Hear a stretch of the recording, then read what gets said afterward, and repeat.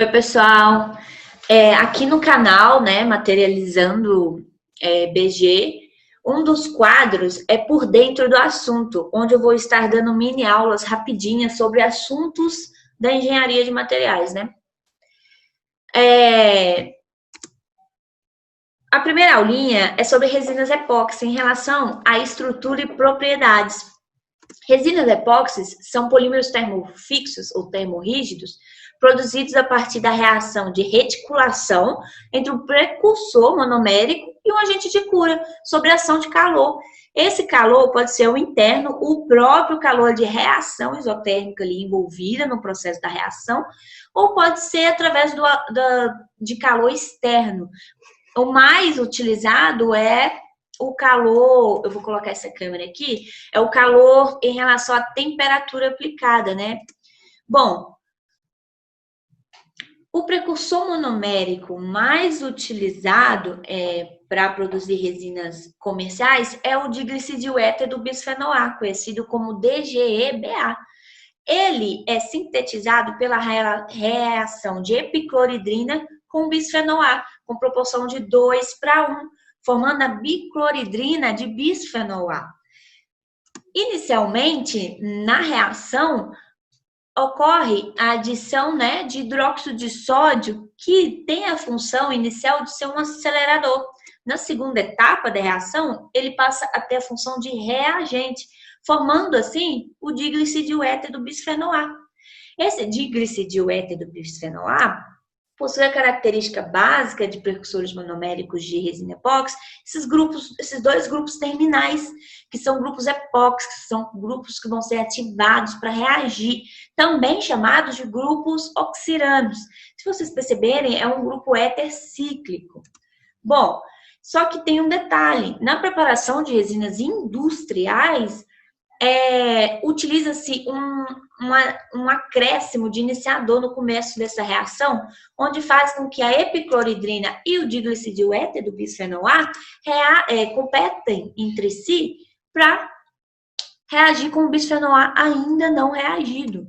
Isso por meio dos grupos terminais epóxi, formando, assim, a polidiglicidil éter de bisfenol A, que possui a característica básica dos grupos terminais epóxi, né, ou oxiranos, e essa hidroxila aqui no meio do sistema. Bom, agora que já sabemos, já conhecemos o precursor monomérico mais utilizado para a produção de resinas epóxis, precisamos entender como faz a conversão do precursor da resina epóxi do estado líquido para o estado sólido. Essa conversão é feita por um agente de cura. Esse agente de cura, com função de iniciador, ela forma homopolímeros.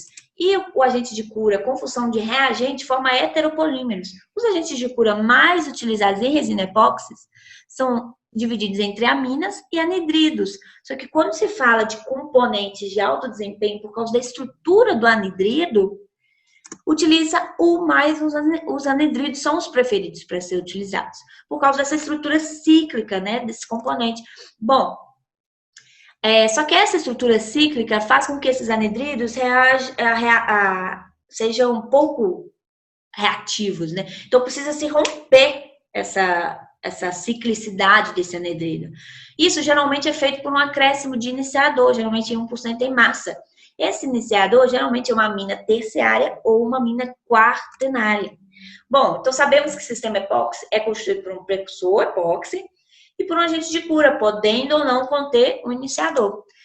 Existe uma coisa muito importante que é definir a proporção de agente de cura para precursor monomérico. Essa determinação é feita através dessa fórmula aqui, gente, ó, onde massa equivalente de hidrogênio ativo dividido pela massa equivalente em resina é a porcentagem de agente de cura que deve ser utilizado. O que significa isso, né, Bárbara? O que significa? Essa massa equivalente em hidrogênio ativo significa a massa molar de precursor monomérico dividido por quantos agentes ativos existem, e essa massa equivalente em resina é a massa molar de precursor monomérico dividido por quantos grupos epóxi existem, né, na estrutura. Essa proporção, a determinação dessa proporção é muito importante, pois vai alterar as propriedades finais do moldado, entendeu? Então, assim, é bem importante definir isso. E tá, mas por que as resinas epóxi são tão utilizadas, né, atualmente? Bom, as resinas epóxi, elas possuem propriedades como excelente combinação de propriedades mecânicas e resistência à corrosão, a substâncias cáusticas, óleos e ácidos. São excelentes isolantes térmicos e elétricos. São formulados para aplicações com temperaturas relativamente elevadas, aproximadamente até 290 graus Celsius. Gente, é um polímero. Isso é segundo alguns handbooks, tá? Bom, aqui eu trago um gráfico, uma tabela sobre as propriedades e os respectivos valores, né, do sistema epóxi curado, sem reforço, tá, gente? Tô falando de composto, tô falando de resina epóxi.